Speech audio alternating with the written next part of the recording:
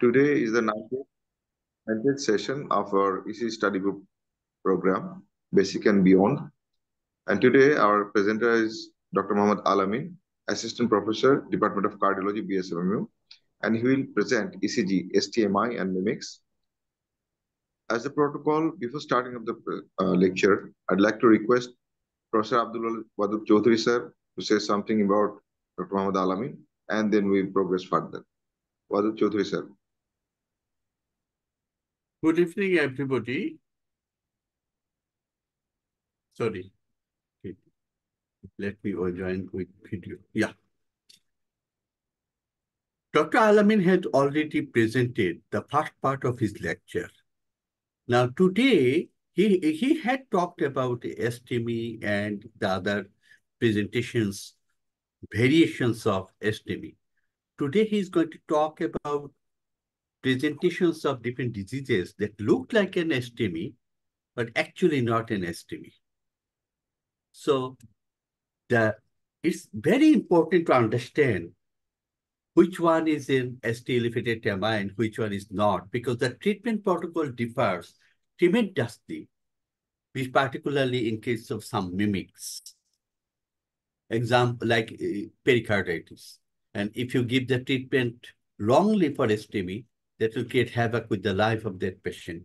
So today, Alamin is going to present us, enlighten us, and show us and delight us with his presentation on STEMI and mimics. Alamin, the audience are waiting for you. Sir আসসালামু আলাইকুম sir আপনি এনএসইউর director হওয়ার পরে sir আপনার সাথে দেখা হয়নি sir আপনাকে প্ল্যাটফর্মে পক্ষ থেকে সবার পক্ষ থেকে কংগ্রাচুলেশন স্যার এবং thank you we always follow your legacy আসলে I think you are the one of the influential cardiologist of Bangladesh who has tremendous influence in the minds of fellows. And same to Athar sir, I think he's the pioneer of electrophysiology of Bangladesh. And probably the coolest physician. I think স্যারের কোনো sympathetic activities I think মাঝে মাঝে মনে হয় যে স্যারের কি আসলে কোনো সিম্প্যাথেটিক কোনো মানে ইয়ে নাই, he is so cool always. So thank you sir. আমরা আজকে শুরু করব এসটিএমআই এবং মিমিক্স নিয়ে আমরা কথা বলবো স্যার। আমরা প্রথমে একটু এসটিএমআই নিয়ে একটু কথা বলবো। এসটিএমআই আমরা সবসময় জানি যে ইসিজির যদি দুটো ইম্পর্টেন্ট বিষয় আমাদের মাথায় থাকে, যে ইসিজির জন্য সবচেয়ে ড্রামাটিক ইম্পর্টেন্স হচ্ছে অ্যারিথমিয়া রিকগনাইজ করার জন্য। আমরা ভিটি রিকগনাইজ করলাম, ভিএফ রিকগনাইজ করলাম, করে আমরা সাথে সাথে শক দিয়ে দিলাম, then that is life saving. On the other hand, STMI has serious clinical implications. If we diagnose the STMI in the timely fashions, we can do primary PCI, or we can do revascularization, or we can do thrombolysis that has a serious management impact in the patient's life. So even if it is not for the patients, even it's for our relatives that have serious clinical implications. We know যে আমরা সবাই জানি যে যখনই একটা STMI patient আমাদের কাছে আসে, this is health system of all over the world, they are bound to do ECG within 10 minutes, particularly of the patient of having chest pain. So this is always class 1 indication. Someone is having chest pain, we will do ECG within 10 minutes. Before going to STMI discussion, I will talk a bit on the blood supply of the heart. So আমরা একটু দেখতে পাচ্ছি এখানে, this one is right coronary artery, this one is left anterior descending artery. আমরা একটু blood supply নিয়ে কথা বলবো। সাপোজ এই ছবিটা যদি আমরা দেখি, this one is right coronary artery, this one is left coronary artery dividing into left circumflex and left anterior descending artery. আমরা যদি রাইট করোনারি নিয়ে কথা বলি, right coronary has initially it provides, this is right ventricle, this provides blood supply to the right ventricle. This one is a conus branch, and also there is a SNodal branch. এবং আমরা যদি if we track the right coronary artery, we can see this is the right coronary artery. This is divided into two branches, posterior lateral branch or posterior left ventricular branch and posterior descending artery. Okay. এখন আমরা একটা জিনিস একটু আমরা just follow one thing. Suppose someone has, excuse me, someone has blocked this artery in this point.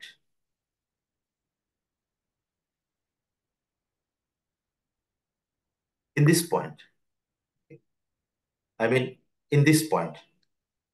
And in this point, this can produce infarction in the right ventricle.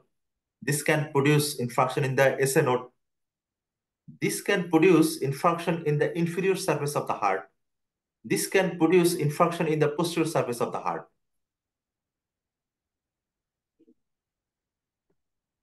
This is posterior surface of the heart. This is inferior surface of the heart. So if we see someone having inferior MI, these patients might have posterior MI. These patients might have MI in the right ventricle. This patient might have sinus bradycardia, and these patients also, this right coronary artery supplies this AV nodal artery. These patients might have complete heart block or variable degree AV block. So whenever we get one MI, suppose we get this inferior MI, we will look for posterior MI, we will look for RVMI, we will look for bradyarrhythmia like sinus bradycardia or complete heart block or junctional bradycardia. This is classic of inferior posterior RVMI, and this is actually clinician's role to find out all these clusters.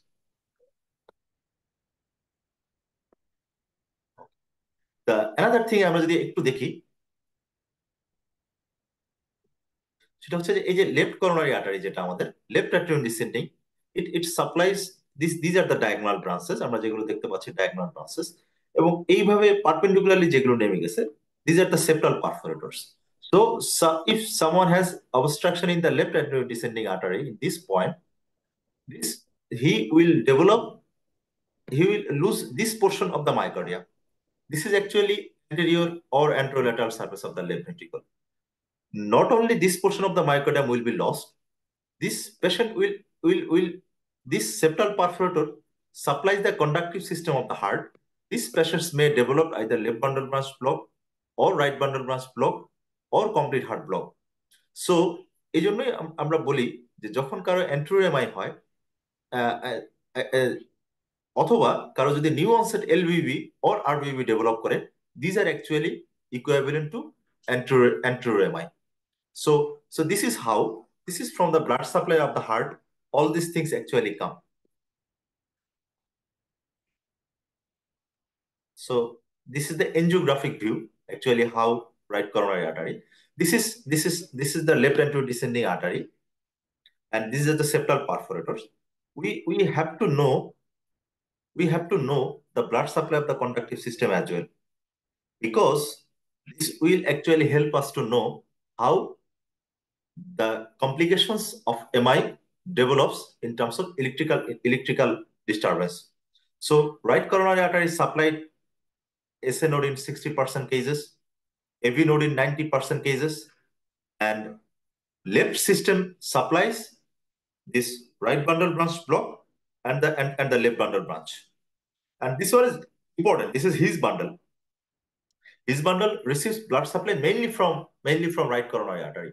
So if we look one thing, this up to this portion of the conductive system receives blood supply either from the right coronary artery or from the left circumference artery. So in the setting of inferior MI or posterior MI, if there is heart block, this usually happens so-called suprahesian block, so-called that where QRS remains narrow. We will subsequently see how we determine suprahesian and infrahesian block. And one of the important nomenclature is that how we define the term anterior MI, anteroseptal MI, posterior MI, lateral MI. This is actually, if we cut the heart, the transverse section or horizontal sections. Suppose this one, we cut the heart. So this is septum, definitely from intuitively, we can say this one is, I mean, probably this one is anterior, this one is posterior, this one is lateral, definitely. And the part of septum, sorry, this part of septum that lies to the anterior wall, that is anteroseptum. Part of the lateral wall that lies to the anterior wall, that is anterolateral wall. And this inferior, আলামিন, sir, তোমার sir. ওই যে পয়েন্টারটা, laser পয়েন্টারটা ইয়ে করে নাও ইয়ে থেকে, তাহলে দেখা যাবে। তুমি যদি দেখাচ্ছ, আমরা কিন্তু পয়েন্টার দেখছি না। ও স্যার, আমি একটু লেজার পয়েন্টারটা নিয়ে নিচ্ছি। হ্যাঁ, লেজার পয়েন্টারটা নিয়ে নাও, ওইটা তুলে দেখা যাবে। জি স্যার, জি sir. That's good. This one is correct. জি Laser. Sir. So this is how septum and anteroseptum, anterior wall, anterolateral wall, and posterior wall, and inferior wall. In fact, our 12-lead ECG does not recognize right ventricle except we do maneuvers. Many of the times I ask students which actually represent right ventricle. Many of the students replies V1 or V2. Actually, none of the electrodes, particularly precordial electrodes, represent right ventricle. V1 somewhat. V1 may represent right ventricle somewhat. So we know that why should we do ECG of STMI? We recognize STMI and we differentiate it from non-ST. Not only is that, we all often diagnose through this ECG whether this reperfusion is successful or not. This is also important.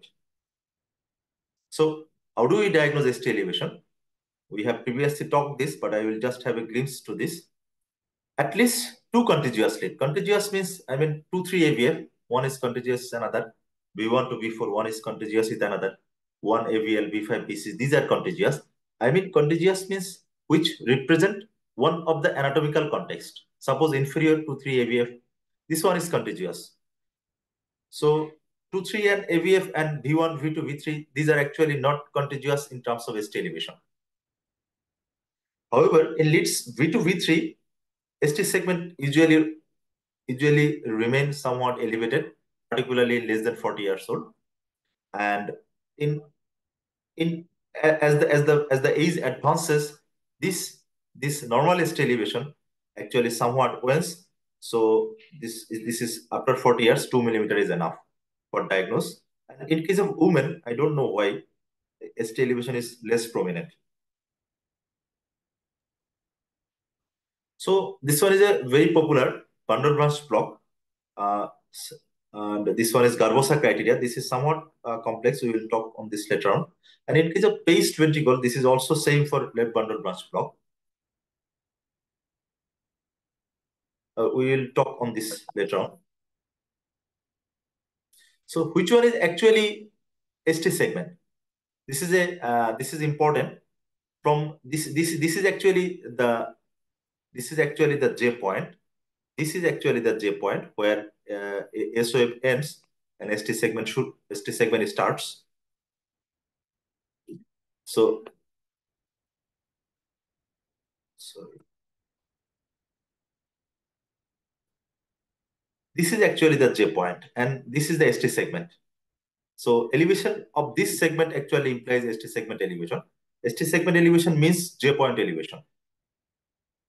So it is always, particularly in case of ST depression, 1 millimeter is a quite sensitive marker. But in case of ST elevation, so far we have talked in particularly V2 and V3, more ST elevation is needed to diagnose ST elevation MI.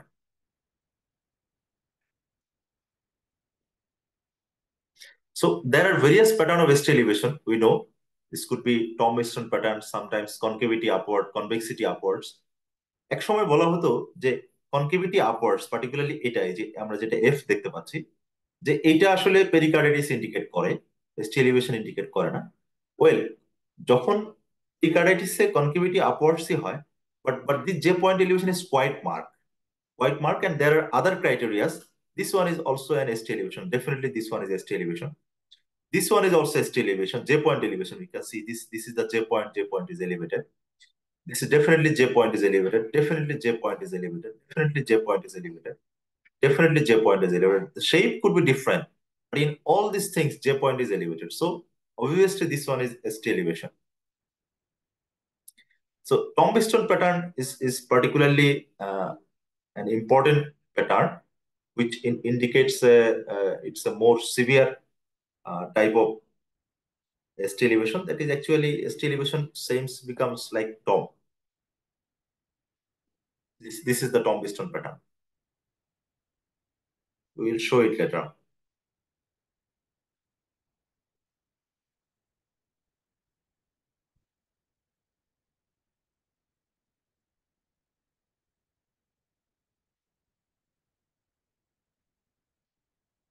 So আমরা এই ইসিজিটা দেখতে পাচ্ছি যে এখানে হচ্ছে 2, 3 AVF, that is ST elevation, and there is reciprocal ST depression in 1 and AVL. মাঝে মাঝে আমরা 2, 3 AVF এ ST elevation কিনা আমরা বুঝতে পারি না। তখন যদি আমরা দেখি যে 1 AVL এ রিসিপ্রোকাল ST ডিপ্রেশন আছে, তখন আমরা বলি যে yes, this ST elevation is actually a true ST elevation। মাঝে মাঝে যেটা আমরা একটু পরে আসবো যে বিনাইন আর্লি রিপোলারাইজেশনটা অনেক সময় ST এলিভেশনের মতোই মনে হয়, কিন্তু যদি আমরা দেখি যে রিসিপ্রোকাল ST ডিপ্রেশন আছে, তখন আমরা বুঝতে পারি যে yes, this is actually an true ST elevation. তো সেটাই দেখা যাচ্ছে যে ঠিক এই এই লিডটা আমরা লিড 3 ডিরেকশন হচ্ছে এটা, লিড 2 ডিরেকশন এটা, লিড 1 এর ডিরেকশন এটা, exactly opposite lead, opposite lead, opposite.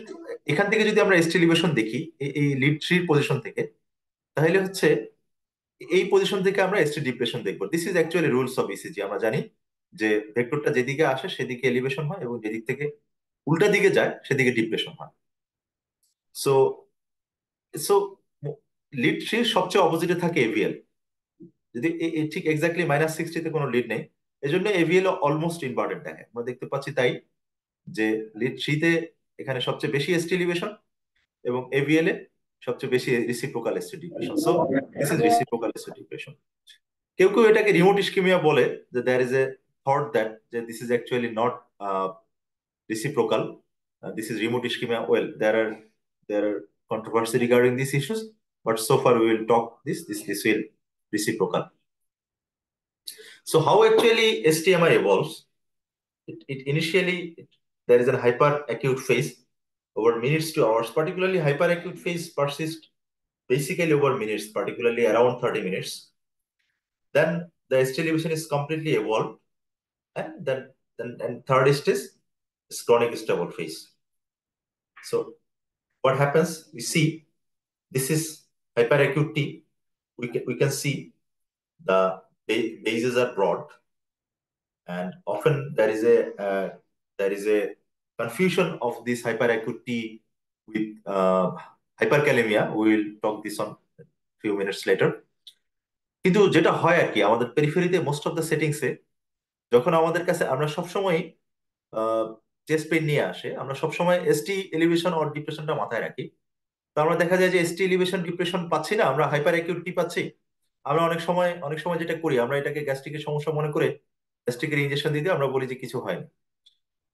যদি চেস্ট পেনের পেশেন্ট আসে এবং আমরা শিওর নাও হতে পারি যে this may be normal, but of সবসময় আমাদের এই প্র্যাকটিসটা করা উচিত। সেটা হচ্ছে we will do at least 2 ECG, at least কেউ বলে 20 minutes apart or 30 minutes apart. So 30 minutes later on, if it is a hyperacute T, this will definitely be changed. Either there will be ST elevation or this will become more peak. So this one is very important. We will not miss STMI at hyperacute phase, because at hyperacute phase there is no myocardial damage. If you can revascularize this patient or reperfuse these patients, the myocardial damage will not be, it will be very minimal, or even may not have any myocardial damage. So what happens? So আমরা এখানে কোনো যে point হাইপারঅ্যাকিউট ফেজে আমরা exactly যে পয়েন্টে কোনো elevation দেখতে পাচ্ছি না, we don't see any J point ST elevation, but subsequently after few minutes we can see there is J point ST elevations, but still T wave is hyperacute. Anyway, even few hours later the ST segment elevation is marked, and we exactly cannot delineate the T wave here. So this is completely evolved phase, and few hours or days later, what happens that there is ST segment gradually depressions, and Q wave appears, and T wave become inverted. And few days later, what happens? There is completely Q wave, ST segment resolution, and T wave remains inverted. And 1 month later, this T become upright. This T become upright. So this is how অনেক সময় আমরা বুঝতে পারি না এটা কি recent MI নাকি old MI. যখন দেখি যে টি ওয়েভ আপরাইট হয়ে গেছে তখন আমরা বুঝতে পারি যে yes this is probably this has spent almost 1 month. এটা এসটিএমআই ছিল, তবে সেটা সম্ভবত 1 মাস হয়ে গেছে। যতদিন টি ইনভার্সন আছে ততদিন অ্যাটলিস্ট এটা এটা এটা একটা মান্থ ক্রস করেনি। This is arbitrary time. So এখানে আমরা দেখতে পাচ্ছি এই ইসিজিটা যদি আমরা দেখি যে ইট লুকস লাইকস যে মনে হচ্ছে যে এই ইসিজিটা তো এভাবে তেমন কিছু হয় না। অনেক সময় অনেকের এরকম টিওএফ বিষয়টাকে আমরা রিকগনাইজ করি না, but see broad based tall peak টিওএফ, broad base T, broad base. So this is actually in hyperacute phase. আমরা দেখতে পাচ্ছি কিছুটা এসটি, কোনো কোনো জায়গায় এসটি উঠেও গিয়েছে, বিশেষ করে V4 এ। এটা ছিল প্রথম ইসিজি, এটা হচ্ছে পরের ইসিজি। যা আমরা যেটা বললাম যে few months after acute 1 minute টিটা হাইপার অ্যাকিউট হতে শুরু করে। 1 minute particularly up to 30 minutes or maybe এটা মিনিটস পর্যন্ত থাকে। তারপরে 1 আওয়ার পরে যে পয়েন্ট উঠতে শুরু করলো, few hours after Q wave চলে আসতে শুরু করছে। এটি সো এর পরের দিন দেখা যায় যে টিটা ইনভার্ট শুরু করলো, এসটি সেগমেন্ট নামতে শুরু করলো, এসটি সেগমেন্ট নেমে গেল কয়েকদিনের মধ্যে, টি ইনভার্সনটা রয়ে গেল, কিউটা পারসিস্ট করে গেল, এবং হচ্ছে একটা অ্যাটলিস্ট 1 মাস হয়ে গেলে পরে টিটা আপরাইট হয়ে গেল। একটা প্রশ্ন হচ্ছে যে সমস্ত এসটিএমআই কি কিউ ওয়েভে কনভার্ট হয় কিনা। এটা একসময় আমরা কিউ ওয়েভ নন কিউ ওয়েভ এমআই বলে একটা ক্লাসিফিকেশন ছিল। এখন হচ্ছে দেখা গেছে যে সমস্ত এসটিএমআই কিউ ওয়েভ এমআই তে কনভার্ট করে না। Some of the STEMI are spontaneously avoided and may not terminate to Q wave MI.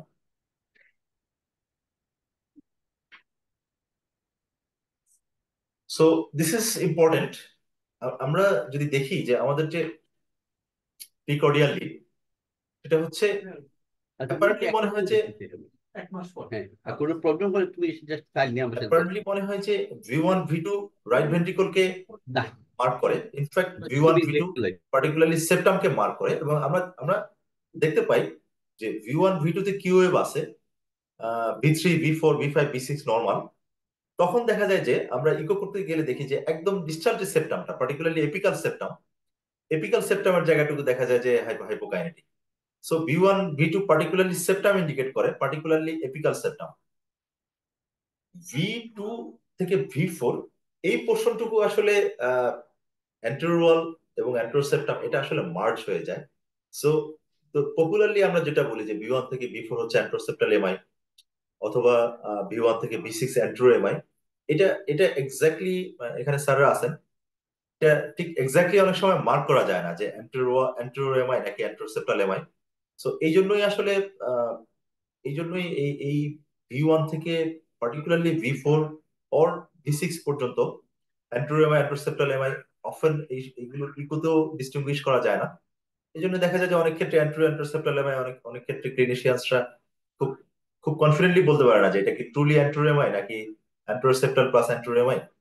Eco করে হয়তো বলা যায়, কিন্তু অনেক সময় কনফিডেন্টলি বলা যায় না। স্যার এই বিষয়ে কি আপনাদের কোনো কমেন্টস বলবেন স্যার, আতার স্যার বা ওদের স্যার? একটা ইম্পর্টেন্ট জিনিস হলো যে অ্যাকচুয়ালি পেশেন্টটা চিকন লম্বাটে মানুষ নাকি খুব মোটাসোটা পেট মোটা মানুষ, তার উপরে কিন্তু হার্টের ওরিয়েন্টেশনটা রোটেশনটা একটু চেঞ্জ হয়ে যায়। একটু লেফটের দিকে লেফট এক্সাল রোটেশন হয়, কারো আবার একদম লম্বাটে হয়ে গেলে রাইট এক্সাল রোটেশন হয়। তখনই কিন্তু এই যে লিডগুলা ওভারলেপটা বেশি বেড়ে যায়। That we have to remember. কারণ এখান থেকে স্ট্যান্ডার্ডাইজেশনের হলে একটা মানুষ যে ছিমছাম একটা মানুষ, মোটাও না তাজাও না, তার ক্ষেত্রে হয়তো আমরা অ্যাভারেজ হিসাব করছি। আমরা তো তা না। আমার যথেষ্ট পেট মোটা আর আমার স্বদেশ চক্রবর্তী খুবই হালকা পাতলা, কাজে আমাদের স্যার দুজনের ইসিতে কিছু চেঞ্জ থাকবে। স্যার যেটা হচ্ছে অ্যান্টেরোসেপ্টাল এমআই আর অ্যান্টেরো এমআই, স্যার এই দুটাকে কতটুকু ডিস্টিংগুইশ করা যায় স্যার? সবচেয়ে ইম্পর্টেন্ট জিনিস হলো, is this important in terms of treatment or outcome? The point is, sometimes we see that Q wave or the ST elevation Q wave is only in V1 to V3. Yes, sir. But if you do the echo, you see the whole of the septum is akinetic. Yes, And sir. sometimes you see the Q wave is extending up to V5. And we have done some theses and there are studies that has shown if you have an anteroseptal MI or whole anterior wall MI, Yes, the sir. EF outcome, short-term clinical outcome, short-term adverse outcome, all are almost similar. Yes, sir. So Yes, sir. this is এটাই আমি more বলতে of a চাচ্ছিলাম। nomenclature thing rather than suggesting that you have something in there. The most important thing is you have a Q wave in V1 to V4, and after 6 months you are seeing the Q wave in 4 or 3 has gone, only Q wave present in V1, V2. That means we have done a very successful revascularization. And the Yes, viable tissue, the Stern myocardium, has now started working, and obviously the EF will be improved. yes, sir. Yes, sir. And particularly, sir, anteroseptum and anterior wall, this has actually similar blood supply from the left anterior descending. So, sir যেটা বললেন যে নোমেনক্লেচারটা এখানে খুব important না। এখানে হচ্ছে anteroseptal hook R anterior hook, they have almost similar outcome. They have almost similar clinical implications. They have almost similar pathogenesis. So, interestingly, this anteroseptal or anterior MI, this may or apical MI, this particularly develops more aneurysm and more contractile dysfunction. So এই এমআইটার ক্ষেত্রে particularly আমাদের রিভাস্কুলারেশন বলি, heart ফেলিউরের treatment বলি, আমাদেরকে আসলে intensive হতে হয় আরো। ডক্টর আলামিন, জি স্যার। আমি ডক্টর অজয় বলছি। হ্যাঁ, জি আমি স্যার। একটু অ্যাড করতে পারি মানে জি স্যার, আপনার sure, এই sir. লোকালাইজেশনের ক্ষেত্রে। জি স্যার, জি স্যার। তো আমি তো বেশ কিছু পেশেন্ট পেশেন্ট এমআরআই করি এবং জি স্যার। তাদের অ্যানজিওগ্রামের রিপোর্টের সাথে কোরিলেট করি। Actually, anterior wall basal mid is supplied by the diagonal branch, okay? And septum is supplied by the septal branch of the LAD. So when LAD is blocked before diagonal, first diagonal, then anterior wall as well as septum are affected. And when spared the diagonal one, then anterior wall is spared. Okay. So it depends on diagonal is involved or not. On the location of the block, you can assess the whether if you think that 16 segment model, then basal anterior, anterolateral, mid anterior, anterolateral. Mostly anterior wall is supplied by the diagonal. Sometimes it is supplied by the OM branch of the LCS, if OM1 and OM2 is large. So anterolateral wall is supplied by both large diagonal or OM branch, but anterior wall is mostly supplied by the diagonal branch. So diagonal আগে যদি বন্ধ হয় তাহলে anterior wall এবং septum দুইটাই affected হবে, আর diagonal পরে যদি occlusion হয় তাহলে septum হবে, anterior wall spare করবে আর কি। এই হচ্ছে আমার। Right, Okay. sir. This is a great input, I think, sir. So, এখানে আমরা একটু পিছনে যাব, আমরা আবার এই ছবিটাতে চলে আসবো। আমরা যদি এই ছবিটা দেখি, আমরা দেখতে পাচ্ছি এখানে লেফট অ্যান্টেরিয়র ডিসেন্ডিং আর্টারি, এখান থেকে সেপ্টাল পারফোরেটর আসতেছে, এবং এই যে এই ব্রাঞ্চগুলো হচ্ছে diagonal. So this are the actually basically anterior surface, or একটু যদি ল্যাটারালি যাই সো কল্ড অ্যান্টেরোল্যাটারাল সারফেস। সো এই জায়গাটাতে অজয় স্যার যেটা বললেন যে এখানে ডায়াগোনাল ব্রাঞ্চ সাপ্লাই দিচ্ছে অর ওএম ব্রাঞ্চ সাপ্লাই দিচ্ছে। আমরা যদি একটু ল্যাটারালি যাই, যেটাকে অ্যান্টেরোল্যাটারাল বলে, সেই জায়গাটাতে মেবি মোস্ট অফ দ্য ক্ষেত্রে হচ্ছে আমাদের সার্কামফ্লেক্সের ওএমটা সাপ্লাই আসতেছে। সো অজয় স্যার যে কথাটা বললেন, দিস ইজ ভেরি ইম্পর্টেন্ট। যদি হচ্ছে যে এই ডায়াগোনাল আগেই এলএডিটা ব্লক হয়ে যায়, অ্যান্টেরোসেপ্টাল যেটা পার্টিকুলারলি সেপ্টাল ব্রাঞ্চ থেকে সাপ্লাই পায় এলএডি, এবং যেটা হচ্ছে ডায়াগোনাল যেটা অ্যান্টেরিয়র ওয়ালকে সাপ্লাই দেয়, এই দুটোই এফেক্টেড হবে। সো অ্যান্টেরোসেপ্টাল, অ্যান্টেরিয়র এন্ড এপিকাল, এই তিনটা পোর্শনই দেখা যাবে যে আমাদের মাইক্রোডাল ইনফেকশন ডেভেলপ করছে। সো ইসিজি যদি আমরা চিন্তা করি যে ইসিজিটা এটা হচ্ছে সেপ্টাম, এটা V1 V2 রিকগনাইজ করে, V3 V4 যেটা অ্যান্টেরিয়র ওয়ালকে রিকগনাইজ করে, এবং এইখানটা হচ্ছে V5 V6 যেটা ল্যাটারাল ওয়ালকে রিকগনাইজ করে। সো অ্যান্টেরিয়র এবং ল্যাটারাল ওয়ালও এফেক্টেড হতে পারে, অ্যান্টেরিয়র এবং সেপ্টাম ওয়াল ইনভলভ হতে পারে। এই জন্যই কম্বিনেশন গুলো আসলে অ্যান্টেরিয়র সাথে অ্যান্টেরোসেপ্টাল, অ্যান্টেরিয়র সাথে অ্যান্টেরোলেটারাল, অ্যান্টেরিয়র সাথে apical. So this combinations are mainly derive from আমাদের হচ্ছে blood supply. On the other hand আমরা দেখতে পাচ্ছি যে রাইট ভেন্ট্রিকুলার ইনফ্রাকশনের সাথে আর ইনফেরিয়র পোস্টেরিয়র ব্লাড সাপ্লাই আমাদের ইনফেরিয়র পোস্টেরিয়র এমাই গুলো থাকে। তাহলে আবার আগের জায়গায় চলে যাচ্ছে।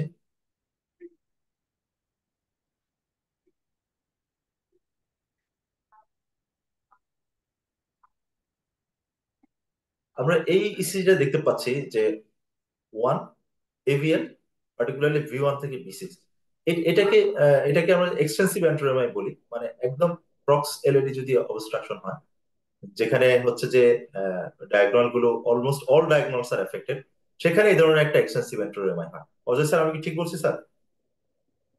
Yes, yes, you're correct. Yes.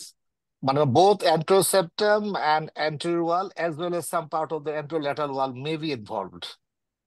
G sir. So Okay. this is actually some sorts of extensive myocardial damage, and that is actually in prox LED. Before diagonal. Okay. G sir. এখানে আমরা দেখতে পাচ্ছি যে একদম ভি1 থেকে ভি4 পর্যন্ত আমাদের ST এলিভেশনটা, এইটুকুকে আমরা যদি ভি5 ভি6 ইনভলভ না করে, তাহলে একটা কনভেনশনাল নোমেনক্লেচার হচ্ছে এটাকে অ্যান্টেরোসেপ্টাল এমাইন বলে। এখানেও আমাদের কালপ্রিট ভেসেল হচ্ছে এলইডি। এটা হচ্ছে 1 এবং এভিএল আমরা দেখতে পাচ্ছি। 1 এভিএল এ এসটি এলিভেশন।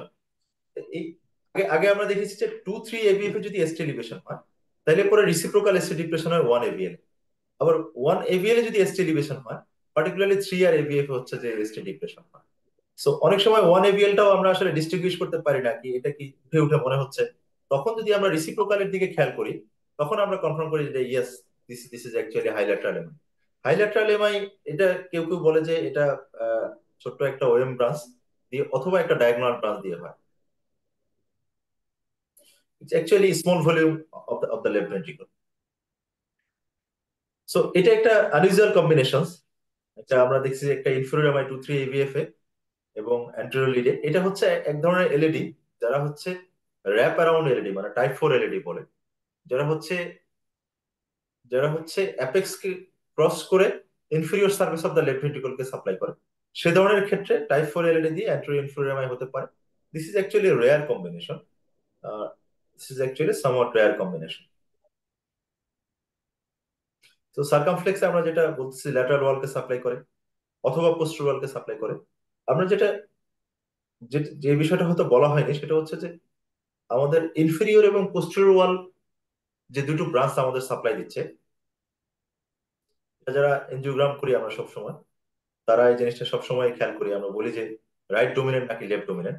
আমরা দেখতে পাচ্ছি রাইট করোনারি আর্টারি এটা ঘুরে আসলো, ঘুরে এসে সে এই যে এটা হচ্ছে অ্যাকিউট মার্জিনাল, এটা হচ্ছে রাইট ভেন্ট্রিকল। এখান থেকে দুটো ব্রাঞ্চ হয়, পোস্টেরিয়র লেফট ভেন্ট্রিকুলার ব্রাঞ্চ এবং এটা হচ্ছে পোস্টেরিয়র ডিসেন্ডিং আর্টারি। এই পিএলবি আর্টারি যেখান থেকে তৈরি হয় পার্টিকুলারলি সেটাই হচ্ছে ডোমিনেন্ট।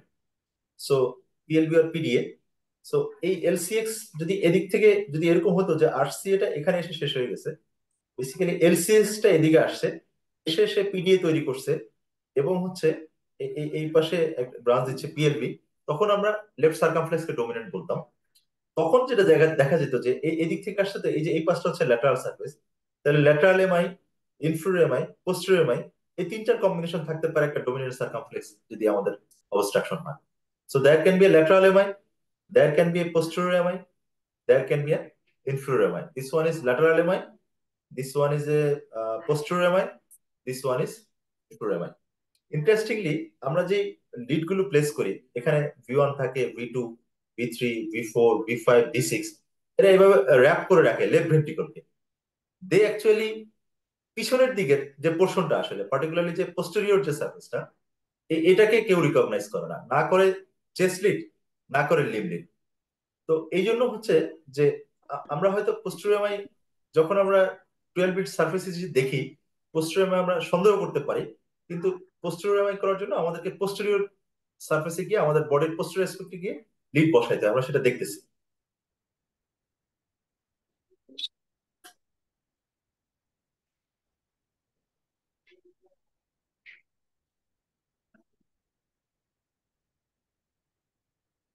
এই যে এটা এটা এটা একটা এমআই। এখানে দেখা যাচ্ছে যে পোস্টেরিয়র এমআই ক্যারেক্টারিস্টিক্সটা আমরা যদি বলি, তাহলে সেটা হচ্ছে যে আমরা দেখতে পাচ্ছি V1, V2, V3 তে এসটি ডিপ্রেশন এবং আপরাইট টি। সো এটা একটা পোস্টেরিয়র এমআই ক্যারেক্টারিস্টিক্স। যদিও যদিও আরো একটা টল হওয়ার কথা ছিল, এখানে আরো একটা টল হয়নি। এবং এবং V6 এ মনে হচ্ছে এসটি ডিভিশন। সো এবং 1 এভিএল এসটি ডিভিশন। সো একটা একটা ল্যাটারাল এমআই, একটা পোস্টেরিয়র এমআই। সো এটা এটা হচ্ছে একটা পোস্টেরিয়র ল্যাটারাল, পসিবলি একটা সার্কামফ্লেক্স দিচ্ছে। এই কম্বিনেশনটাও পসিবল, পোস্টেরিয়র এমআই এবং ল্যাটারাল এমআই। এই যে এটা এটা এটা এটা হচ্ছে একটা ইনফেরিয়র এমআই 2 3 এভিএফ, সাথে একটা পোস্টেরিয়র এমআই আছে এবং একটা ল্যাটারাল এমআই আছে। এটা এটা হতে পারে যে একটা ডোমিনেন্ট রাইট করোনারি অথবা dominant left circumflex, maybe dominant left circumflex দিয়ে হওয়া হয়। এটা এটা হচ্ছে পিএলভি দিয়ে হচ্ছে posterior MI, posterior left ventricular branch দিয়ে। এটা হচ্ছে পিডি দিয়ে ইনফেরিয়র এমআই এবং সম্ভবত ওএম ব্রাঞ্চ দিয়ে হচ্ছে ল্যাটারাল এমআই। আমরা যেটা একটু আগে বলে আসতেছিলাম যে রাইট করোনারি অক্লুশন থেকে ইনফেরিয়র এমআই হয়, ইনফেরিয়রের সাথে পোস্টেরিয়র এমআই থাকতে পারে, ইনফেরিয়রের সাথে ল্যাটারাল এমআই থাকতে পারে, আরবি ইনফাকশন থাকতে পারে। এই জন্য অনেক সময় আমরা আমরা জানতে চাই যে যে ইসিজিতে যখন আমি যখন ইনফেরিয়র এমআই পাই তখন আমাদের নেক্সট কাজ কি। আমার ইমিডিয়েট কাজ হচ্ছে রাইট সাইডের একটা ইসিজি করা। এটা ইনফেরিয়র এমআই আরসি অক্লুশন নাকি এলসিএস অক্লুশন এটা জেনে আসলে খুব একটা লাভ নেই। জিনিস হলো আপনার এলডিএল কত এবং দুইটা রেশিও কেমন। তো ইনফেরিয়র এমআই এখানে আরসি আরসি তে যদি হয়, ওরা বলতে যাচ্ছে যে আপনার কষ্ট হচ্ছে বিশেষ করে লিড হচ্ছে আমাদের আমরা খুব ইম্পর্টেন্স দিই, আজকে আমরা অত ইম্পর্টেন্স দিই না, আমরা বলি রেশিওটা দেখো ভালো। এটা আমাদের খুব খুব জরুরি প্রয়োজন নাই আসলে, কোনটা দিয়ে হয় এতে লোকালাইজেশন করে খুব একটা লাভ নাই। আমরা একটু পোস্টেরিয়র এমআইটা বলি যে অনেক কম রেশিও আপনার তো এটা সাধারণত আইসোলেটেড থাকে না, এটার সাথে আইদার ইনফেরিয়র এমআই থাকে অর ল্যাটারাল এমআই থাকে। আমার পক্ষে নিয়ারলি আসলে inferior posterior MI, greater chance of valve dysfunction and অনেক সময় আমাদের কাছে দেখা যায় যে পেশেন্ট শুধু ইনফেরিয়র এমআই নিয়ে আসছে, ইনফেরিয়র এমআই নিয়ে আসছে, ইনফেরিয়র এমআই তো আসলে ছোট্ট একটু জায়গা দেখি না, দেখবেন আপনি এসডিএল টা বাড়বে, এটা করবে। আচ্ছা, এই কামরুল, হ্যালো কামরুল, শুনতে পাচ্ছেন? আমরা যদি দেখি স্যার একটু এটা হচ্ছে ইনফেরিয়র সারফেস, ইনফেরিয়র সারফেসের অল্প একটু জায়গা, এটা দিয়ে আসলে লেফট ভেন্ট ফেলিউর হওয়ার কথা না আর কি। এটার সাথে যদি পোস্টেরিয়র এক্সটেনশন থাকে তাহলে পরে পেশেন্ট আমাদের কাছে ফেলিউর নিয়ে আসে। আমরা তো নর্মালি ইনফেরিয়র এমআই দিকে খেয়াল করি, পোস্টেরিয়র এমআই দিকে খেয়াল করি না। যখন ইনফেরিয়র এমআই পেশেন্ট আমাদের কাছে ফেলিউর নিয়ে আসে তখন আমাদের পোস্টেরিয়র এমআই কথা চিন্তা করতে হবে। The thing is, can I speak a little bit? G sir, জি sir. I often ask the questions that when you are going to get মোটামুটি এক্সরে ভালো আছে। failure in a আমি যে case of ওষুধগুলো এখন দিলাম আপাতত চলুক, ভয়ের কিছু নাই। অজয়, আমার মতো তুমি খোলা রেখে দিছো। Sorry sir. Whenever you have inferior MI with a great area of myocardium infarction, that means the patient আপাতত have চলুক আর কি ওষুধ। হ্যাঁ, posterior MI. ঠিক আছে, পরবর্তী Otherwise, please off.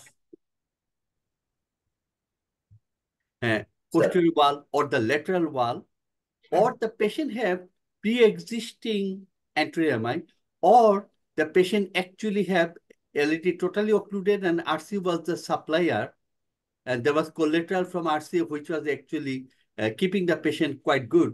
Now, if the RCA is occluded, you are actually having double wall MI because with involvement of only one artery. Yes, sir. That we have to remember. Sir. And clues are present in the ECG as Alamin has already shown. Sir, এবং আরেকটা বিষয় sir, আপনি যখন বলছেন sir আমি একটু add করি, inferior MI সাথে বা পোস্টেরিয়র এমআই সাথে দেখা যায় যে অনেক সময় আমাদের এমআর থাকে due to papillary muscle supply. তো অনেক ক্ষেত্রে দেখা যায় যে পেশেন্ট এমআর এর কারণেও আমরা ফেলিউর কন্ট্রোল করতে পারি না, অথবা অনেক সময় শকে চলে যায় sir. And these patients usually have posterior wall involvement. Yes, sir. Posterior wall involvement, and remember that these patients are very bad patients. Yes, sir.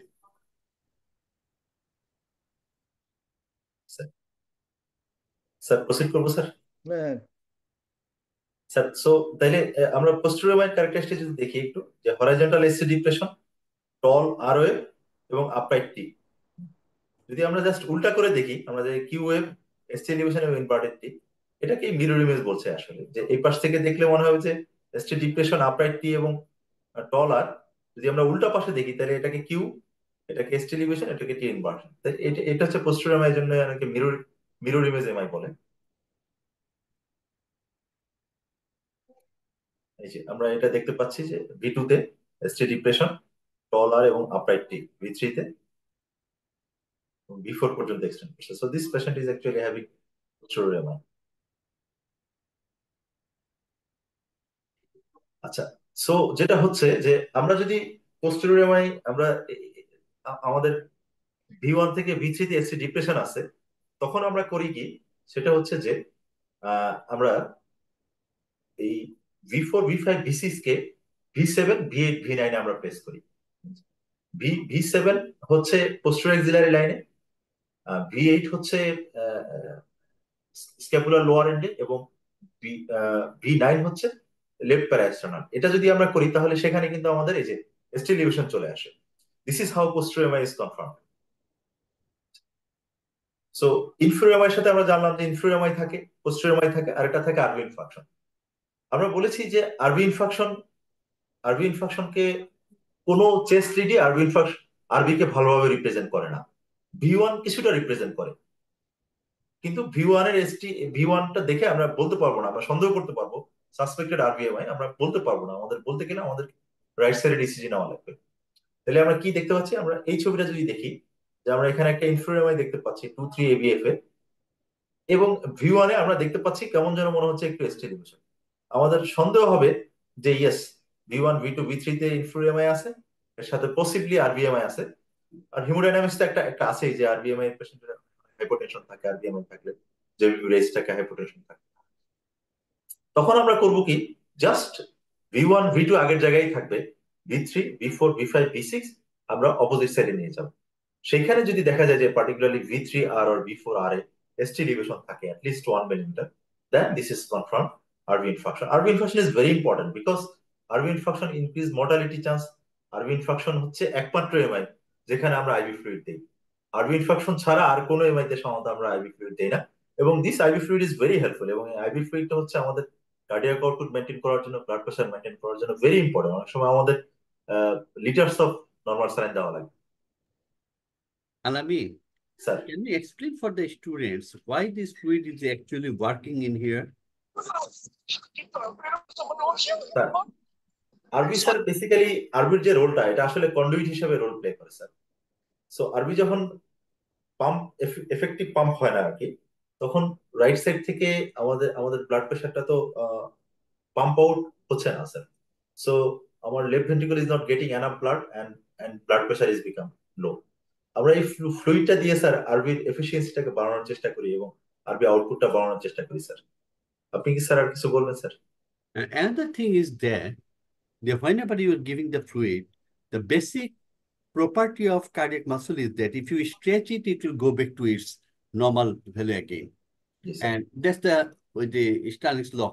Frankenstein mechanism, sir. And that's the point, that it is not electrically stimulated, but you are mechanically stimulating it. Mechanically stimulated. Yes, sir. That's the point. And it's also, as we are saying, it acts as the conduit. Here, the role of atrium is so important because it can provide the necessary force. So if a RV infarction patient also has atrial fibrillation, that patient have more shock than other patient.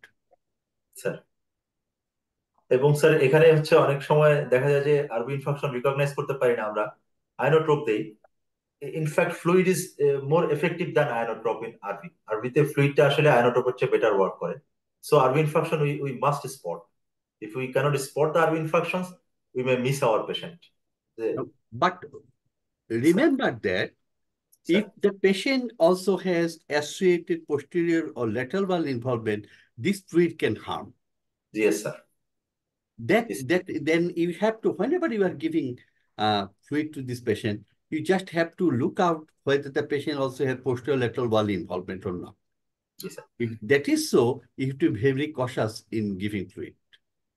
Sir আমাদের ওই basic blood সাপ্লাইটা যে right coronary artery supply the right ventricle, it supplies the inferior wall of the left ventricle, posterior wall of the left ventricle. অনেক সময় দেখা যায় যে sir inferior MI আছে, posterior MI আছে, সাথে আরবি এমআই আছে। তখন দেখা যায় যে ইনফেরিয়র পোস্টেরিয়র এমআই এর জন্য এলভি ফেলিউর আছে, আবার আমাদের আরবি এমআই এর জন্য আরবি ফেলিউর আছে। তখন আমরা রাইট সাইডের জন্য ফ্লুইড দিতে গেলে আবার লেফট সাইডের ফেলিউরটা ডিটোরিয়েট করে স্যার। সে ধরনের ক্ষেত্রে আসলে জেবিপি এবং সেটা একটা ইম্পর্টেন্ট রোল প্লে করতে পারে, but that situation is quite challenging sir.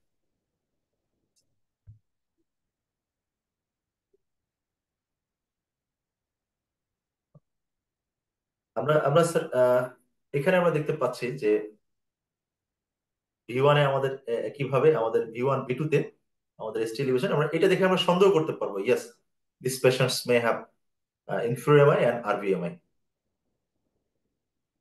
আমরা এই পেশেন্টকে রাইট সাইডে ডিসিজি করলাম, দেখা যাচ্ছে এই যে রাইট সাইডে বিফোর আর এসটি এলিভেশন। এবং আমরা বলেছি যে রাইট করোনারি আর্টারি এসএ নোডকে সাপ্লাই দেয়, এবি নোডকে সাপ্লাই দেয়, এবং এবং এটা একটা কমন নোশন আসলে। ইনফেরিয়র এমআই এর সাথে ব্রাডিয়ারিথমিয়া থাকে, অ্যান্টেরিয়র এমআই এর সাথে কমন হচ্ছে ট্যাকিয়ারিথমিয়া। ভিটিভিএফ অ্যান্টেরিয়র এমআই তে কমনলি ডেভেলপ করে, কিন্তু অ্যান্টেরিয়র এমআই তে যদি ব্রাডিয়ারিথমিয়া ডেভেলপ করে that condition is great, that condition is. এবং সেখানে আমরা জানি যে আপফ্রন্ট হচ্ছে টেম্পোরারি পেসমেকার করতে হয়, otherwise there is a high chance of asystole. এটা আমরা বিভিন্ন কম্বিনেশন দেখতে পাচ্ছি। ইনফ্লোরামের সাথে 2:1 এবি ব্লক, এখানে আমরা দেখতে পাচ্ছি পিআরটা ফিক্সড, এজন্য এটা 2:1 এবি ব্লক। এর আগেরটা আমরা দেখতে পাচ্ছি পিআরটা variable, so this is why this is a complete heart block and there is a influence. This is very popular exam, this is a মানে পপুলার এক্সাম ইসিজি। দেখা যাচ্ছে যে 2-3 এবিএফ এসটি এলিভেশন আছে, ভি1 ভি2 তে ST depression আছে, maybe V five ভি6 এ lateral MI আছে, একটা inferior MI, posterior MI, lateral MI, complete heart block. This is a very popular ECG exam, very popular ECG for exam. একইভাবে এটাও আমরা দেখতে পাচ্ছি যে inferior MI, maybe posterior MI with lateral extension and having 2:1 AV block. আচ্ছা, এর আগে যখন আমরা জানতাম যে এসটিএমআই ইকুইভ্যালেন্ট, তখন ছিল শুধু এলভিভি, কিন্তু এই 2023 এর পরে নিউঅনসেট আরভিভিও এসটিএমআই ইকুইভ্যালেন্ট হিসেবে অ্যাড করা। সো অজয় স্যার যেটা বলছেন, আমরা আবার একটু পিছনে যাচ্ছি। আমরা যদি এই ব্লাড সাপ্লাইটা একটু দেখি, বিশেষ করে এই যে এটা হচ্ছে সেপ্টাল পারফোরেটর, এটা হচ্ছে রাইট বান্ডল ব্রাঞ্চকে সাপ্লাই করে। এই যে right bundle branch, septal branches of the LED. So যদি কোনো অ্যান্টেরিয়র এমআই আরবিবি মরফোলজি থাকে, then this has a very extensive myocardial damage because this indicates very proximal LED obstruction before septal perforator. So this is important. Acute MI with RBV, this has a actually very bad prognosis. RBV যদি থাকে তাহলে ST elevation interpretation করতে কোনো অসুবিধা হয় কিনা, এটা হচ্ছে একটা বিষয়। তো আরবিবি থাকলে এসটিএমআই ইন্টারপ্রিট করতে ইউজুয়ালি ডিফিকাল্ট হয় না, এলবিবি থাকলে ইন্টারপ্রিটেশন করতে ডিফিকাল্ট হয়, আরবিবি থাকলে ইউজুয়ালি ডিফিকাল্ট হয় না। তারপরেও কিছু কিছু কনফিউশন ডেভেলপ করে, সেটা নিয়ে একটু কথা বলবো। সেটা হচ্ছে যে নর্মালি আরবিবিতে যখন আমাদের প্রথম আরটা ছোট থাকে, তারপরের আরটা বড় থাকে, এবং এটা হচ্ছে টি ওয়েভটা ইনভার্টেড থাকে, এটাকে বলে যে secondary T wave change. This is secondary T wave change. তো দেখা যায় যে যদি এসটিএমআই হয় তাহলে এই যে ইনভার্টেড টিটা এটা আপরাইট হয়ে যায়, but this is not a very sensitive sign, এটা খুব সেন্সিটিভ সাইন না আসলে। আরবিবি থাকলে এসটি এলিভেশন বুঝতে খুব একটা ডিফিকাল্ট হয় না।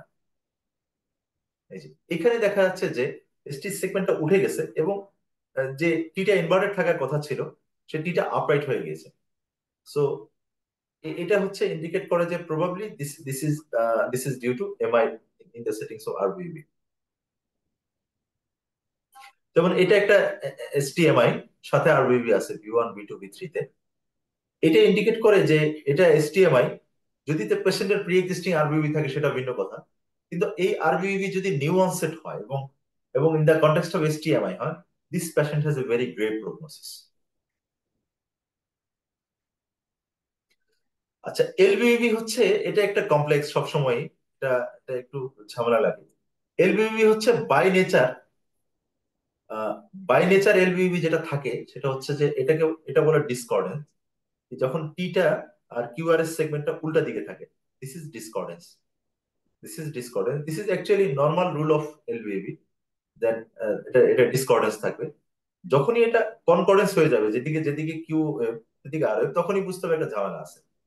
আমরা অনেক সময় মনে রাখতে পারি না আসলে যে কনকর্ডেন্স হলে 1 মিলিমিটারের বেশি, ডিসকর্ডেন্ট হলে 5 মিলিমিটারের বেশি। সেটা আমরা যদি নাও মনে রাখতে পারি, মনে রাখতে হবে যে discordance is the rule of LBB. এলবিবিতে সাধারণত ডিসকর্ডেন্স থাকে, যখনই কনকর্ডেন্স হয়ে যায় তখনই এটা ঝামেলা। এটা কনকর্ডেন্স এবং এখানে এসটি ডিভিশন আছে। So this one is MI with এলবিবি। যদিও এই পেশেন্টের এ ধরনের ফাইন্ডিংস আসলে কোয়াইট রেয়ার। এটা হচ্ছে ডিসকর্ডেন্ট, এটাই স্বাভাবিক। এবং আমরা অনেক সময় জিজ্ঞেস করি যে এসটি ডিভিশনের কজ কি, তার মধ্যে এলবিবি একটা 5 মিলিমিটার পর্যন্ত নরমালি হতে পারে। 5 মিলিমিটারের বেশি হলে এটা সাজেস্ট করে যে yes that could be N MI. এগুলো গার্বোসা ক্রাইটেরিয়ার মধ্যে আছে, যদিও এটা মনে রাখা ডিফিকাল্ট। সো এলবিবির বেলায় আমরা আসলে বেশি কিছু মনে রাখবো না, আমরা মনে রাখবো যে ডিসকর্ডেন্ট হইলে পরে অনেক যদি টল হয়, তাহলে পরে possibly this could be an MI in the settings of LBB. Or যদি কনকর্ডেন্স হয়ে যায় কোনো কারণে, তাহলে আমাদের মাথায় স্ট্রাইক করবে ইয়াস that could be MI in এলবিবি। আচ্ছা, এটা একটা ইম্পর্টেন্ট নোশন, সেটা হচ্ছে যে এভি এভিআর এসটি ডিভিশন। অনেক সময় এভিআর এর সাথে ভি1 থাকে, ভি1 থাকে না। আর আর কেউ কেউ কেউ বলে 8টা লিড, কেউ কেউ বলে 6টা লিড এসটি ডিপ্রেশন। আমরা যদি এই ইসিজিটা দেখি, এই ইসিজিটা খুবই ইম্পর্টেন্ট একটা ইসিজি। এখানে আমরা দেখতে পাচ্ছি ভি1 এ, ভি2 তে, ভি3 তে, ভি4 এ, ভি5 এ, ভি6 এ 2, 3 এবিএফ এ ST depression, AVR ST depression. এটা ইন্ডিকেট করে either left Maine or triple Bessel disease this পেশেন্টের। আচ্ছা, এটা এটা এটা কি সবসময় ইন্ডিকেট করে? Is it 100% sensitive? I think না। আসলে এখানে স্যাররা আছেন, আমি স্যার দেখছি যে অনেক সময় সিভিয়ার এনিমিয়ার পেশেন্টদের এই ধরনের ইসিজি চলে আসে, যেটা আসলে গ্লোবাল ইস্কিমিয়া ইন্ডিকেট করে। স্যার আপনাদের কোনো কমেন্ট স্যার এই প্রসঙ্গে, যে এটা মানেই কি লেফট মেইন অর টিবিডি কিনা? না আলামিন, আপনি রাইট। স্যার জি স্যার। বাট বাট এই ইসিজিটা আসলে এই ইসিজি যদি আমাদের ইয়ের কনটেক্সটে আসে, আমরা যখন সিসিইউ তে কাজ করি, এটা এটা 2018-19-এর দিকে এটাকে এসটিএমআই ইকুইভ্যালেন্ট বলেছিল, এবং বলেছিল যে এটাকে স্ট্রেপ্টোকাইনেজ অর টেনিকটিপ্লেজ অর প্রাইমারি পিসিএ করার জন্য। পরে এটা নন এসটিএসিএস এর হেডলাইনের মধ্যে ঢুকলো যে এটা এটা ইমিডিয়েট ইনভেসিভ স্ট্র্যাটেজি। 2023-এ সোফার আমি যতদূর জানি, আমার সাথে কেউ যদি অ্যাড করে, এটাকে আবার এসটিএমআই এর মধ্যে নিয়ে আসছে, এসটিএমআই ইকুইভ্যালেন্ট। সো এখানে হচ্ছে যে থ্রোম্বোলাইসিস, প্রাইমারি পিসিআই, এই এই স্ট্র্যাটেজি যাবে। কেউ কি কোনো কমেন্টস আছে এই বিষয়ে? যদি আরো কোনো আপডেট থাকে, আমি যতটুকু জানি। Actually, initially in the around the last guideline, they said you can use thrombolytics here. G But sir. then they found out many of these patients actually have non-ST presentation, G sir. জি sir. and they are not totally occlusive thrombus. Sir So giving thrombolytics to those patients may create actual problem, particularly if it is related to dissection, spontaneous coronary dissection. It's got. G sir. That's why thrombolysis was not encouraged.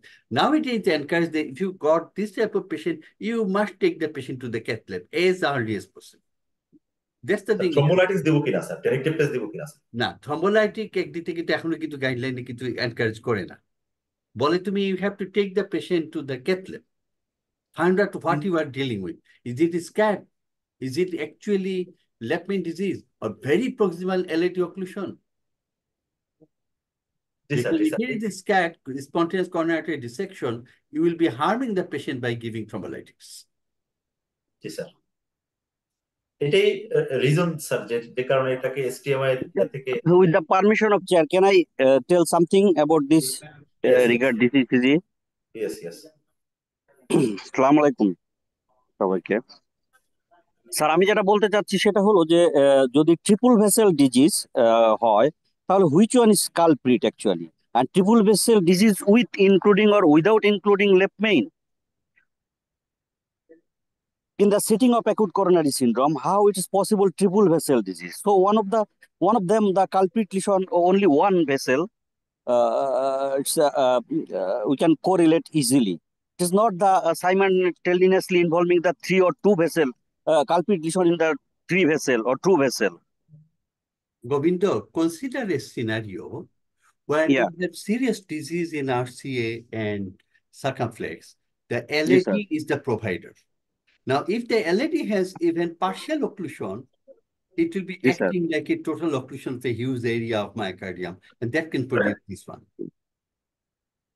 Yes, sir. Exactly. But Thank whenever you, you sir. get this thing type of ACG, the patient have very proximal LAD involvement or left main involvement, most likely. Only a few Now, cases are yes, sir. TVD with dependent circulation from the left system. Yes, sir. Now, when we consider the patient severe chest pain and acute coronary syndrome, in this setting, we should label it as the either left main or prox LAD. This will be the correlate, not triple vessel disease in the setting of acute coronary syndrome. My observation, or so far I know. Sir. Sir আমি একটু question sir, যদি আমাদের চেম্বারে বা আমরা যখন ECG reporting করি, আমরা এই ইসিজিটা রিপোর্টিংটা কি করব স্যার? ওয়াদত sir, I would describe that the patient have extensive ST depression, and I will cite the numbers G sir, in 8 leads and suggestive of this.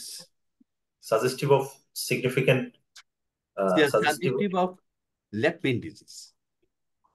G sir. Sir, without clinical information, এটা complete কি বলবো যে explanation বা complete is not possible. এখানে কিছুটা information দিতে হবে এই ইসিজির সাথে।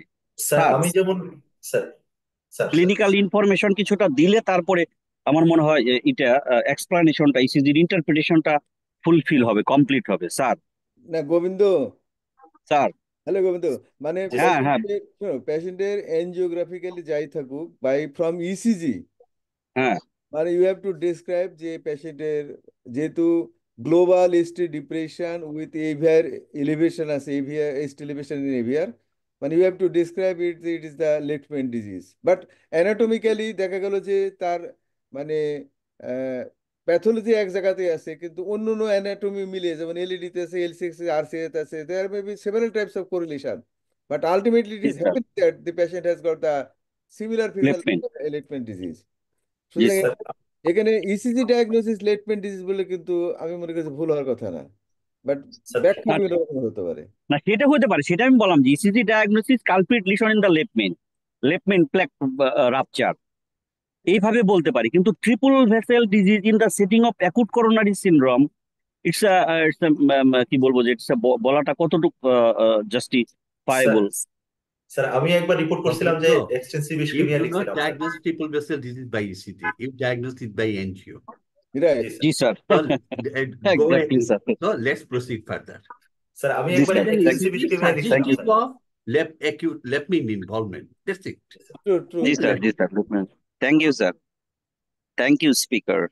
আচ্ছা জি স্যার, এখানে আমি যদি এসটিএমআই ইকুইভ্যালেন্ট দুটো শব্দ ব্যবহার করছি, ওয়েলেন্স টি এবং ডিউ ইন্টার্স টি, যদি এখনকার গাইডলাইনে ওয়েলেন্স কে আর এসটিএমআই ইকুইভ্যালেন্টের মধ্যে নাই বা ডিউ ইন্টার্সও নাই, এসটিএমআই ইকুইভ্যালেন্টস এর মধ্যে এখন 4টা ব্যবহার করতেছে ওনারা। একটা হচ্ছে নিউ অনসেট এলভিবি, নিউ অনসেট আরভিবি, একটা হচ্ছে এসটি এলিভেশন ইন এভিআর, আর আরেকটা হচ্ছে আচ্ছা হ্যাঁ একটা নিউ অনসেট আরভিবি এলভিবি, এবং আরেকটা হচ্ছে ST elevation in aVR and ST depression in other sir.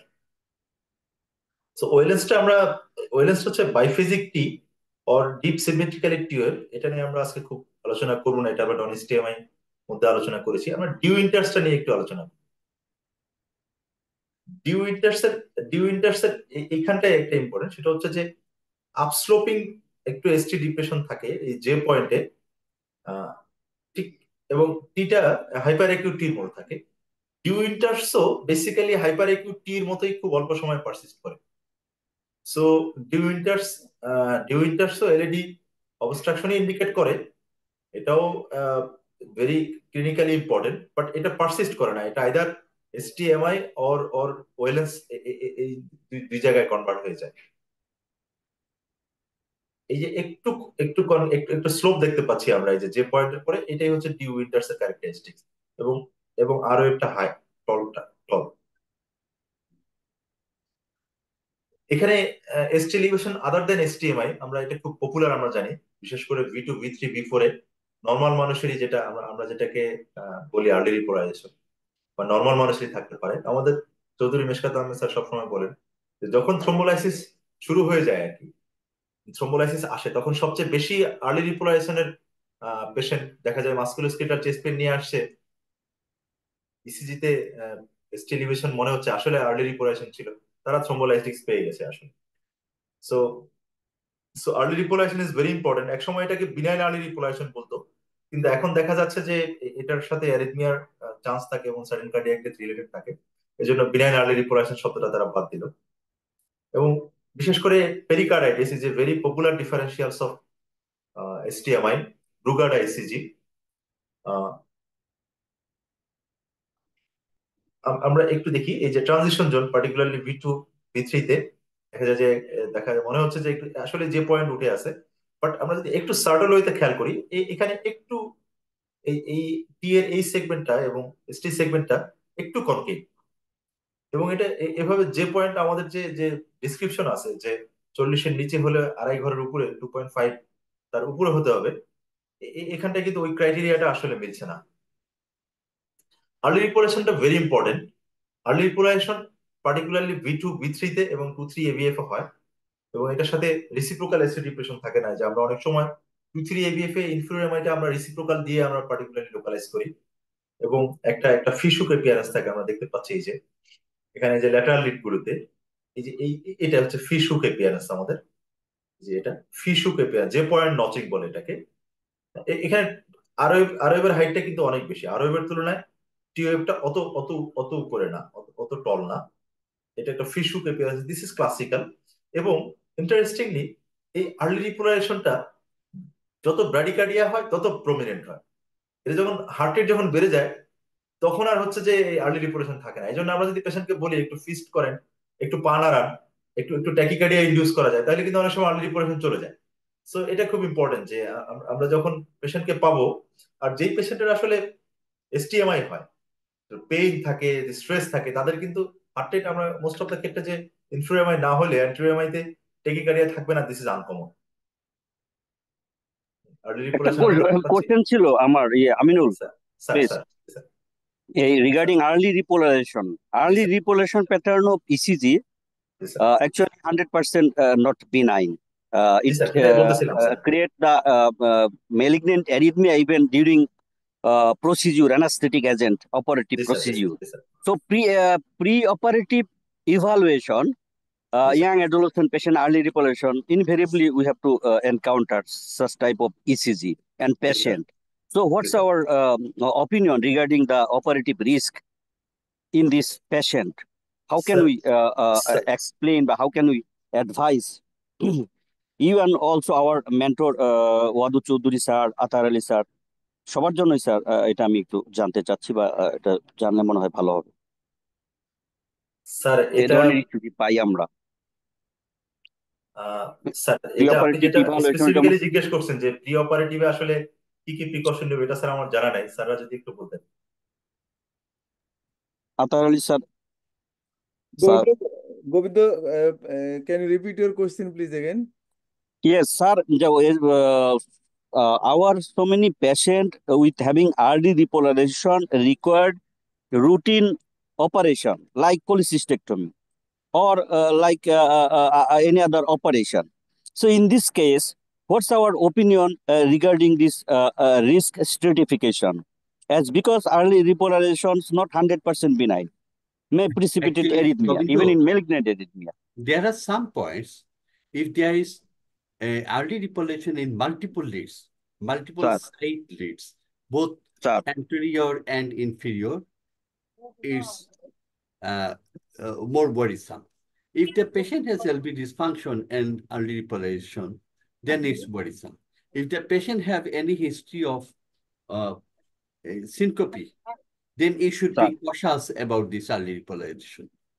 Otherwise, with a normal LV function, most of the time it doesn't bear anything. But I would be cautious. I'll be asking to see the serum electrolyte. In this type of patient, I would want my patient to have a potassium level more than 4, around 4.5. And if necessary, I would add magnesium to this type of patient, the cardiac sedation. Thank you.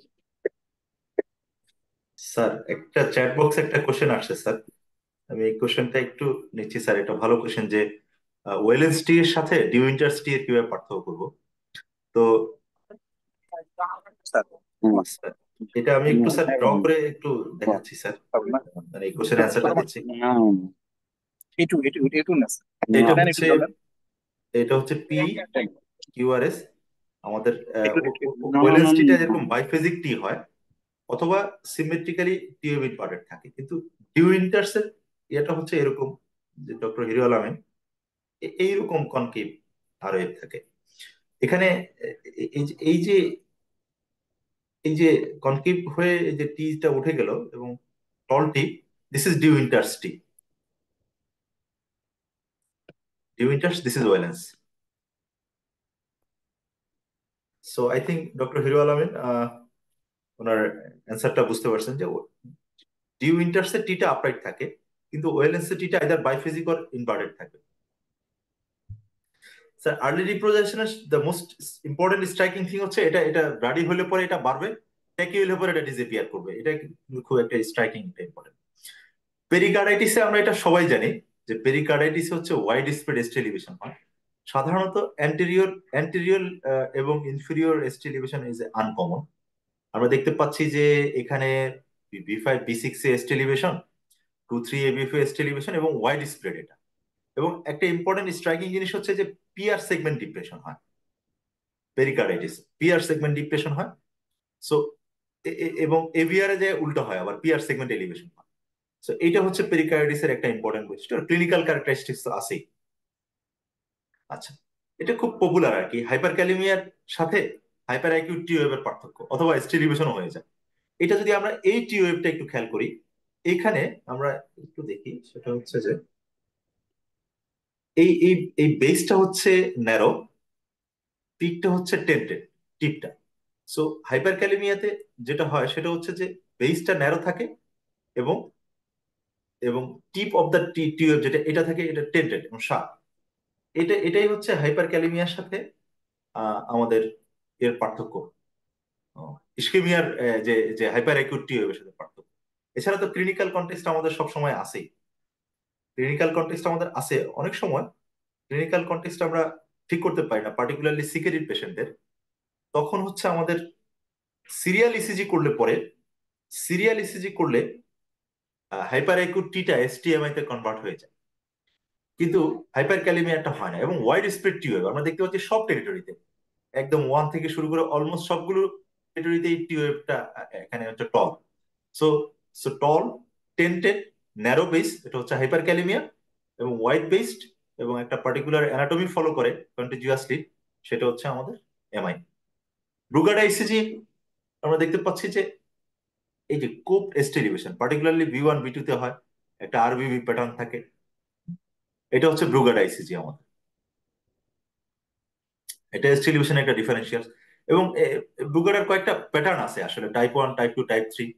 আমরা type 1টা আমরা দেখতে পাচ্ছি যে এটা এটা এটা এটা কোপড shape হয়, কোপড মানে হচ্ছে যে এরকম একটা শেপকে কোপড শেপ বলে। আর এটা হচ্ছে স্যাডল শেপ, যেটা হচ্ছে হর্স শেপের মতো আর কি। সো এটা হচ্ছে টাইপ 2। হাইপোথার্মিয়া তো এস্ট এলিভেশন হয়, এটা এটা হচ্ছে একটা অসবর্ন ওয়েভ থাকে, এই ওয়েভটা এটা এটা এটা একটা ডিফারেন্সিয়াল আসবে আর্লি রিপোলাইশনের সাথে। কিন্তু অসবর্ন ওয়েভের সাথে ফিশহুক অ্যাপিয়ারেন্সের পার্থক্য হচ্ছে এটা একটা ওয়েভ। ইসিজিতে ওয়েভ হইতে গেলে 2টা লিম্ব থাকা লাগে, আমরা যদি দেখতে পাই যে 2টা লিম্ব আছে, এটা এদিক দিয়ে একটা উঠছে, এদিক দিয়ে একটা নামছে। So this is Osborn wave of hypothermia.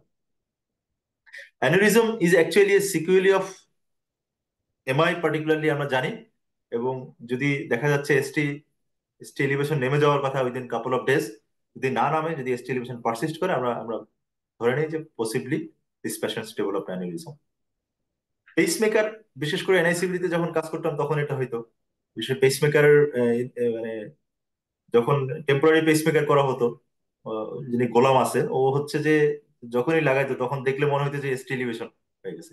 আসলে পেস রিদমের একটু এরকম মনে হয় যে ক্যাপচার্ড ভেন্ট্রিকুলার কমপ্লেক্সে এরকম এসটি এলিভেশন থাকতে পারে।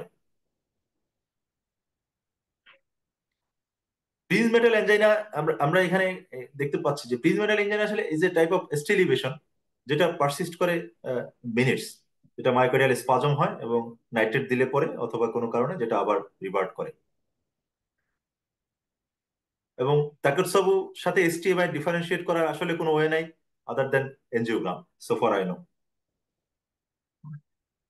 সো আজকে মোটামুটি এই পর্যন্তই। এবার যদি স্যার আপনারা কিছু বলেন এবং যদি অডিয়েন্সের কোনো কোয়েশ্চেন থাকে।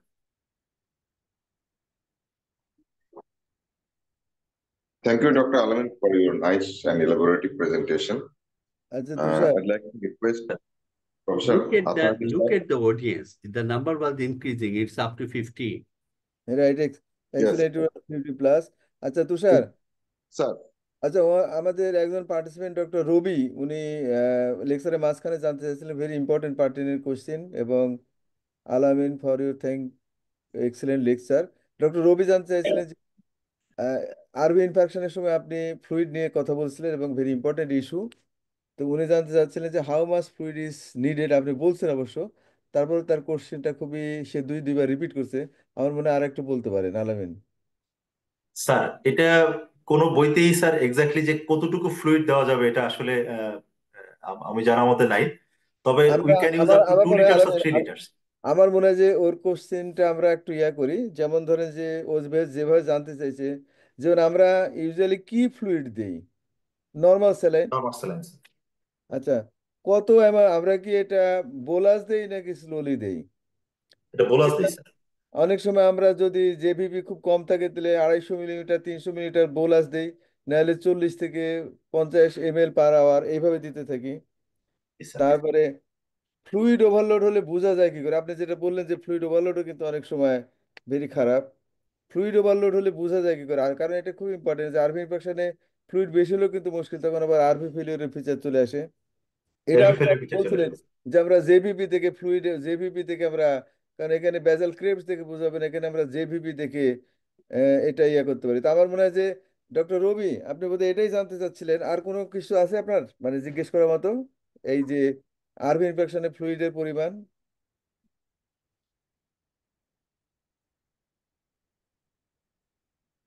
তো থ্যাঙ্কস আলামিন, এক্সেলেন্ট। আমার মনে হয় যে এটা রবির কোশ্চেন ছিল। প্রীতি একটা কোশ্চেন করছে। আতার স্যার, হ্যাঁ অজয় অজয়। বলছি, স্যার আমার একটা প্রশ্ন, এটা ওই যে নিউ অনসেট এলবিবি স্টেমি ইকুইভ্যালেন্ট, মানে আমি যতটুকু স্টাডি করছি স্যার, আপনার কি মতামত আমি মানে জানতে চাচ্ছি স্যার, এটা কি মানে স্টেমি ইকুইভ্যালেন্ট বলা যাবে কিনা? কারণ only 1% of STEMI have LBBB, হ্যাঁ, because left bundle is supplied by the both RCA and LAD. তো এবং it is mostly common due to a cardiomyopathic process, whether it is ischemic or non-ischemic. STEMI equivalent new onset LB পাইলে আমরা মানে ফিব্রিলাইটিক্স দিব বা এরকম তো মানে এই ব্যাপারে স্যার আপনার মতামত জানতে চাচ্ছি স্যার। মানে এটা তো অবশ্যই আমাদের যে এমআই ডায়াগনোসিসের যে ক্রাইটেরিয়া আছে, সেখানে কিন্তু one of the most important component হচ্ছে symptom ji sir. Plus plus troponin plus হচ্ছে এবার এলবিবি। সুতরাং এটা যদি আমরা এইভাবে ছাড়া অনলি শুধু ইসিজি দেখে, এটা আমাদের যতই গার্বোসা ক্রাইটেরিয়া এটা ওটা থাক, আমরা কিন্তু থেরাপিউটিক্সে যেতে হবে না। I can debate on the ECG, I can classify the ECG, but for the treatment purpose আমাকে কিন্তু ওই তিনটা ক্রাইটেরিয়ার উপর ডিপেন্ড করতেই হবে, that is the symptom plus troponin plus. So সবকিছু মিলিয়ে যদি এটা নিউ অনসেট মনে হয়, we should go for the new onset LBB as a STEMI. এটাকে কিন্তু এসটিএমআই হিসেবেই কিন্তু ট্রিট করতে হবে। এবং আলামিন খুব সুন্দরভাবে দেখাইছে যে লেফট বান্ডেল মানে এলএডি কিন্তু লেফট এন্টেরিয়র ফেসিকুল এবং posterior fascicle, just proximal part of the left bundle ছাড়া ডিস্টাল পার্ট কিন্তু এলএডি দিয়ে সাপ্লাই হচ্ছে। সুতরাং আমরা যদি একটা মানে নিউ অনসেট এলবিবি যদি ধরে নেই ফ্রম সিমটম ট্রোপোনিন এবং এলবিবি, তাহলে কিন্তু ধরে নিব যে problem is in the that is the LAD. Am I right Alamin? জি স্যার। স্যার অজয় স্যার যেটা বলছে, প্র্যাকটিক্যাল লাইফে স্যার কেউ নিউঅনসেট এলবিবি দেখে যে জেনেটিক প্লেস দিছে কিনা এটা আসলে বলা কঠিন। তবে স্যার নিউঅনসেট এলবিবি দেখে ক্যাথ ল্যাবে নেওয়া হয়েছে এবং প্রাইমারি পিসিআই করা হয়েছে, এরকম কিন্তু আমরা এনআইসিইউ থাকতেই হয়েছে স্যার। সো এটাকে এসটিএমআই ধরেই আসলে চিকিৎসা করতে হবে স্যার। স্যার আচ্ছা দুইটা তো, একটা তো প্রিভিয়াস ইসিজি স্যার একটা হেল্প করতে পারে স্যার, ওয়াদুদ স্যার এটা সবসময় বলতেন যে আগের আচ্ছা ইসিজি আমার এলবিবি নাই। আলামিন, রফিক স্যার আমাদের আপনি রফিক স্যারকে আমাদের সাথে বলবেন জয়েন একটু করছে comment করতে। রফিক স্যার। স্যার শুনতে পাচ্ছেন sir?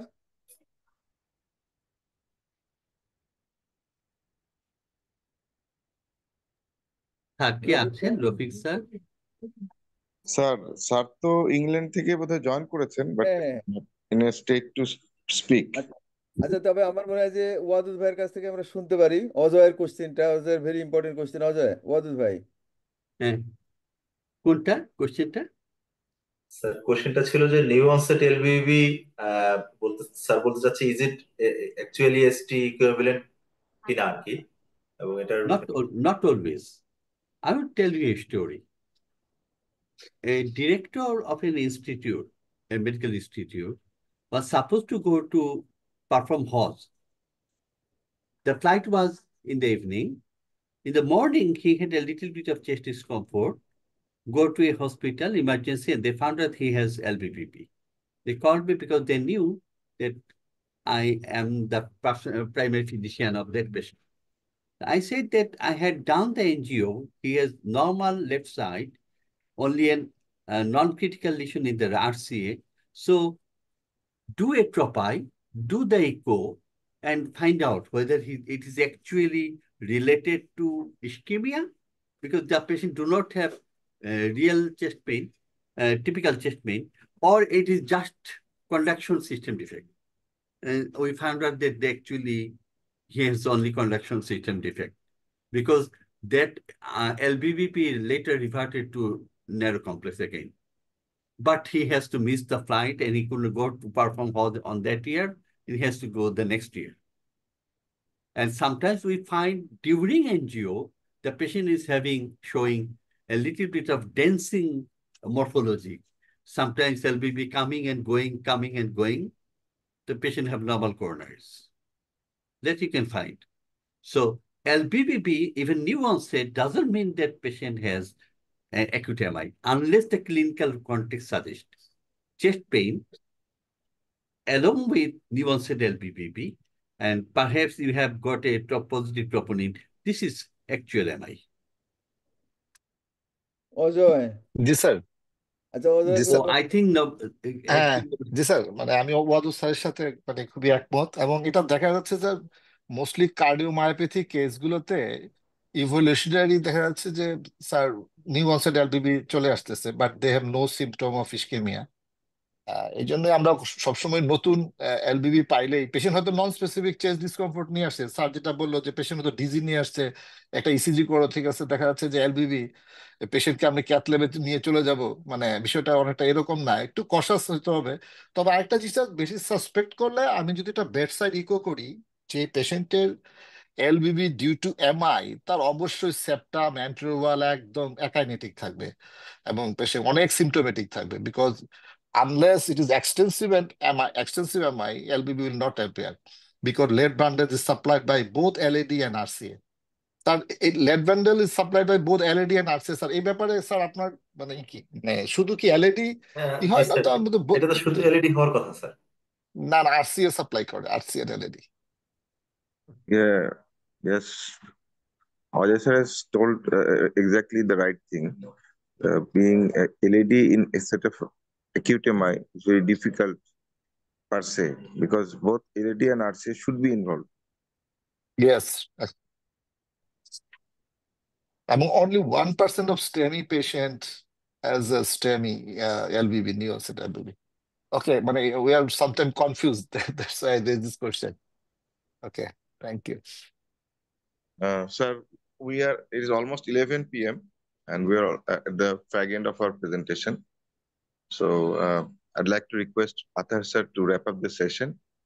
And our next session will be on 24th of November.